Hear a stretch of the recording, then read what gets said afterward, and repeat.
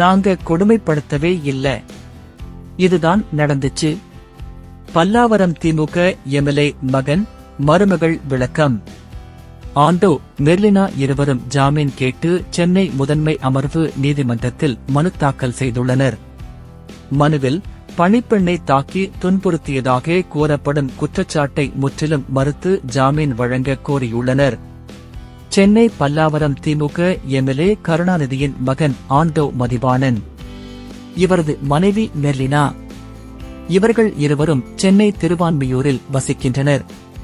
இவர்கள் தங்கள் வீட்டில் வேலைக்கு சேர்ந்த 17 வயது இளம்பெண் அடித்து துன்புறுத்தியதாக அந்த சிறுமி குற்றம் சாட்டியிருக்கிறார். பட்டியலிடத்தைச் சேர்ந்த அந்த இளம்பெண் வெளியிட்ட வீடியோ பெரும் பரபரப்பை ஏற்படுத்தியது. திமுக எம்எல்ஏ கருணாநிதி இந்த விவகாரம் குறித்து தனக்கு எதுவும் தெரியாது என்று கூறிவிட்டார். மகனும் மருமகளும் தனியாக வசிப்பதால் இதை பற்றி தனக்கு தெரியவில்லை என்றும் விளக்கம் கொடுத்துள்ளார்.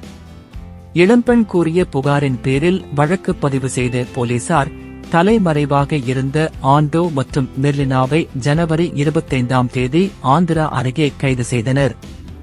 அவர்கள் மீது இந்திய தண்டனை சட்டம், வன்கொடுமை தடுப்புச் சட்டம் ஆகியவற்றின் கீழ் நீலாங்கரை அனைத்து மகளிர் காவல் நிலையத்தில் வழக்கு பதிவு செய்யப்பட்டுள்ளது. இந்நிலையில் ஆண்டோ மெர்லினா இருவரும் ஜாமீன் கேட்டு சென்னை முதன்மை அமர்வு நீதிமன்றத்தில் மனு தாக்கல் செய்துள்ளனர். மனுவில் பணிப்பெண்ணை தாக்கி துன்புறுத்தியதாக கூறப்படும் குற்றச்சாட்டை முற்றிலும் மறுத்து ஜாமீன் வழங்க கோரியுள்ளனர். இந்த பெண்ணை தங்கள் குடும்ப உறுப்பினர் போலவே நடத்தியதாகவும், கல்லூரியில் சேர்த்து படிக்க வைத்து கல்விக் கட்டணத்தையும் செலுத்தியிருப்பதாகவும் மனுவில் கூறியுள்ளனர்.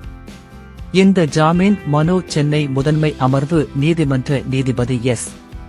அல்லி முன்பு நாளை விசாரணைக்கு வர இருக்கிறது.